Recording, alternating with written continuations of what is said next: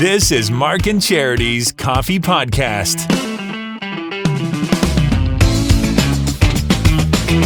Mark and Charity Coffee Podcast for Friday, March 4th. Lots of ways here in the Quinte region that you can stand with Ukraine.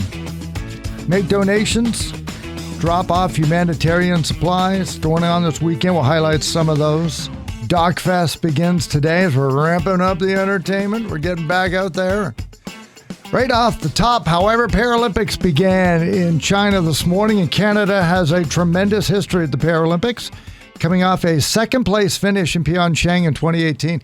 Opening ceremonies went this morning in China. They kicked off about 6:30 this morning, and as we were talking about, two flag bearers again. Not new for athletes from Canada to do with the Olympics, but the Paralympics, nice to see. One being Greg Westlake, who is a hockey player. I believe it's his fifth time as part of the Paralympics. And I didn't realize until after we were talking about him, there's a bit of a connection to Campbellford, which blows me away. Apparently his grandmother currently lives in Campbellford. His parents are from Campbellford.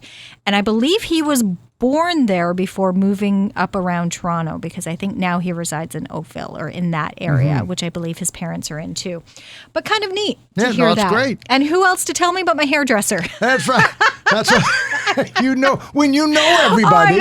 I know. It was wonderful to hear. So a bit of a tie-in to Campbellford, which I think is what's so nice. We said this during the Olympics too. It's the stories that come out that then you can connect with these athletes. So now I'm connected with Greg, and I'm going to be following him a little more closely, I believe. And he's in action tonight. I was going to say, now you got to stay up late. Exactly. So here we go again. So here it's another Olympic game, hockey game against the United States. We were talking about how in 2018, the Canadian team rolled in the round robin portion. They beat something like Denmark, like 18-0. They beat somebody 12-0, then they beat somebody 10-0. Then they met South Korea in the semifinals and they won 7-0. And then they lost 2-1 in overtime to the United States. And it's like, there it is again. Oh, I know. So we get to see how the two teams are shaping up this year tonight, 11:45. No so kidding around. I may try and, I'm going to have to. Canada and the U.S. in the round robin tonight right away. First out of the gate. Let's get this out of the way. We're not even going to build up any of the momentum. Let's get these two teams. It's almost like a pent-up energy. You have to get it out, and then you can do the rest of the tournament. And let's get this rivalry out, done, move on. That's no good. Focus. Like eating dessert first. Come on now. Give us something to look forward to. Oh, they'll meet again. You know they will. But back-to-back nights is funnier. It's funnier. Greg Westlake, one of our flag bearers, Quinte region, Campbellford guy. Yeah, which is watch for pretty cool. him going on. We had 28 medals, I think, in Pyeongchang, including like Alpine Skiing. I'm not going to say we dominate, but it's the largest haul of medals seems to come out of Alpine Skiing. We do really well in that. Well, and Alpine Skiing is another slew of events that will get underway later this evening as well. They jump right in. And that does seem to be where we win the majority of our medals. Though how many athletes do you think? We sent over 200 Olympians, athletes, to participate in the Olympics a few weeks ago. How many do you think we have going over in the Paralympics? I looked up Pyeongchang. I know it's smaller. Yeah, we had 54, 55. So I'll say 60. We're sending more? We're actually sending a few less. Oh. So 49. But 49, still, okay. The ones that we're sending there's quite a few that have been there already several times. You mentioned Alpine Skiing. There's 2 or 3 skiers to keep an eye on this time around. They're already garnering quite a bit of hype and are expected to do quite well. The hockey was another one that we do really well in.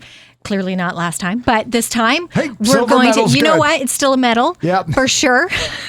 And as you pointed out this morning, and you were more familiar with him than I was, but now I'm going to be watching for him, Brian Mckeever. This is the an cross-country skier who's blind. Yeah. And he is just amazing. I'm trying to remember who did the commercial about his story where he and his brother were just a bunch of tree climbing, rock jumping boys, right? And then Brian began to lose his sight, and his brother didn't abandon him, stop playing with him.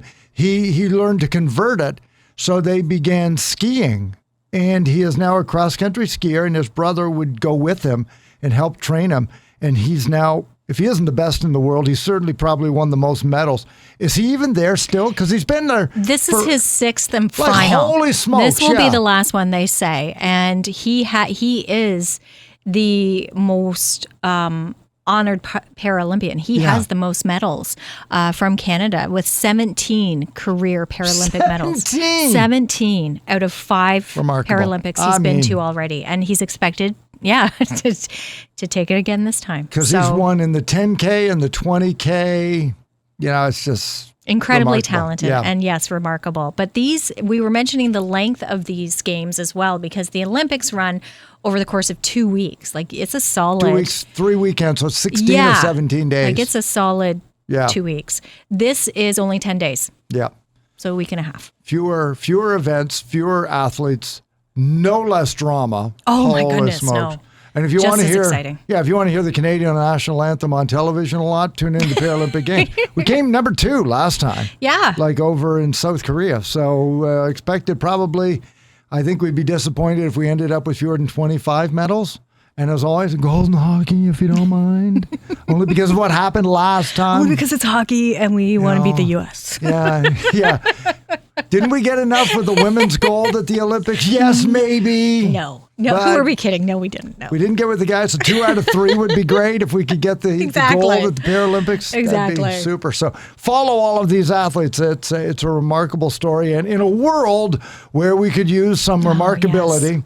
And they're not going to be, or not allowing Russian athletes and Belarusian athletes, which is different than Belarus, I'm pretty sure. Okay. I'm pretty sure.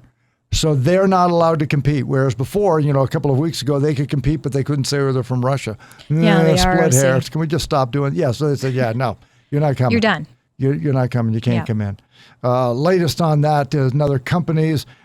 Jimmy Hollywood said that the hottest movie, The Batman's, not going to be premiering in Russia this week. We mentioned that Sony, Warner, and Disney Plus have all pulled. Now Netflix has pulled their streaming service from Russia. The WWE out of Russia. Yeah, out of Russia. And I'm at the point I'm no different than a lot of Canadians, so I certainly have no more insight. But I just fear that, okay, we can keep pulling all this stuff, but at some point, like, they're not slowing down. Like, something's got to happen. And I'm sure smarter people than me, farther higher up, are having bigger discussions on how to do it with as little violence as possible, please, but to get it done. But, doing what we can, and locally tomorrow is a big one. It's called Stand With Ukraine. Which is great because, as you just pointed out, I think a lot of people following all of this have been left with, well, what can I do? You hear about the big companies, you hear about big organizations, but as an individual, what can I do to help? And Stand With Ukraine is giving you that opportunity. So between 10 and 2 tomorrow, Market Square in Belleville, humanitarian aid items will be collected during that time. Monetary donations as well. But if you can drop by with non-perishable food items, clothing, hygiene products, blankets, bedding, disposable tableware, first aid kits, sleeping bags, candles, hand warmers, because it's winter. Remember, we are still in the latter part of winter, but it's still cold. And these refugees have been misplaced with only carrying literally a bag with them. So they're in need of a lot. So if you can, if you're feeling like you want to do something, you need to do something, here's an opportunity. There'll also be tables set up for messages to be shared, as well as flags to be made to be sent over with these packages. And then a company out of Toronto, all of it's going to be sent there, and they are then going to ship it to the Ukraine absolutely free. Free. Yep. So they're going to send it over, and just a little something to hopefully help. And there are a number of gatherings that have taken place over the last week, and could very well be more added today after this podcast as the days go on and people scramble to do what they can. So best resource locally online is in quinty.ca. We'll highlight upcoming events throughout the weekend and into early next week. So check that out. And we may get a few visitors in town, which is rare over the last 2 years to welcome visitors. But one of the great entertainment stops in early March around the Quinte region is known as Doc Fest, which started out with I don't know. I should probably look it up. Like 8 documentaries, 10 documentaries, the very first time. Yes. It wasn't what it is now. At a certainly. theater somewhere, right? Yeah. So it had very humble beginnings. Now is 55 documentaries are being screened. 50 documentaries will be shown during the 10-day festival. 10 and there you go. day. I remember it when it was just a weekend. That's right. Like If literally, that. Friday, Saturday, maybe a few on Sunday. Yeah. And now it is a full 10-day festival, which will be virtual for the second straight year. So it's a virtual showing of these documentaries, and they've got a great lineup. They're kicking it off tonight with Rockfield, Studio on the Farm, followed by a performance by Four Lanes Wild. That was recorded at the Empire Theater. Yeah, which is great. pretty cool. Yeah. And then there's another local connection, one that's going to be shown next weekend, Dead Man's Switch, a crypto mystery, a film about the short life and mysterious death of former Belleville resident Jerry Cotton. And that's going to be shown on Saturday. So, and they always try to do something for everyone, a little bit of everything for the audience. So a real mix of different documentaries. And again, the link to DocFest at inquinty.ca to find out more. I'm a fan of documentaries, and I think love documentaries. I think, but like a lot of people, is it sort of went away because it was not a dying art form, but things like Netflix and streaming services gave it a platform because until like say a guy like Michael Moore would bring one to a theater, they weren't really cool. You would just go to see movies, but where would you see documentaries? Streaming services lapped them up. Oh. And now it's like, honestly, some of the best stories are the true ones. Yeah, like you that's go, the thing. like you see some of this stuff. And it's like, how did we not know this? Yeah, it's pretty cool to see. And since we're talking about documentaries, Sean Penn was just in the Ukraine, and he plans on making a documentary about the beginnings, at least, of this whole situation. Which again, I think that's what's so great about it. They're true stories, but they're also things that can happen in our lifetime that just a different angle or things you didn't know, show you certain perspective and footage, and it just takes you there. It just brings you into it, and they're so cool. They're really great. So cool. Really great. So talented. And before the Sean Penns of the world get to do it, they've got to start somewhere. Exactly. And I'm not saying that Belleville's rock bottom, because it certainly isn't, but to be able to have these festivals for documentaries is how you feed the interest and give them the opportunity to screen them, to get more experience, and to get that art form out there. So I'm really proud of the way DocFest has grown in the area, and we need to get them all back in town and in theaters. Absolutely. Now, are you familiar with Jerry Cotton? No. Do you know that story at all? No, I don't. Okay. No, I don't at all. So see, that's what I mean. I'm going to find out. This guy's from Belleville. Let's find out about Jerry. Going to find out about it. So that's going on. What do you got going on this weekend? Hockey. We are back. I'm putting my bedroom back together. We talked about that this week. We've been doing some painting at home, and it's too early for that. Oh, too no, early. It's for me, it's too late. I've been talking about doing this for months. So I finally broke down and you got that autumn job done in February, March. It might have even been last spring's job. That's how long we've been putting this off, because I knew what the chaos and the stress it would cause within myself. Yes. Yeah. So I had put it off. So hopefully we will get to the end of that this weekend and get things back to normal. What about you? Week. Not a lot. Not a lot, I don't think. I'm not sure I got a lot going on this weekend. We'll just get ready for next week. We're going to be busy next week. There's a lot going on around here. Violence Awareness Random Acts of Kindness Week is coming on next week. And then we got the time change, and then it's a March break. I know. And then it's March Madness. There's just a lot happening. March Madness. Oh, there's that's right. Plenty of stuff going on. And I can see you gearing up for it. Just a few weeks ago, yes, we were into the Olympics, but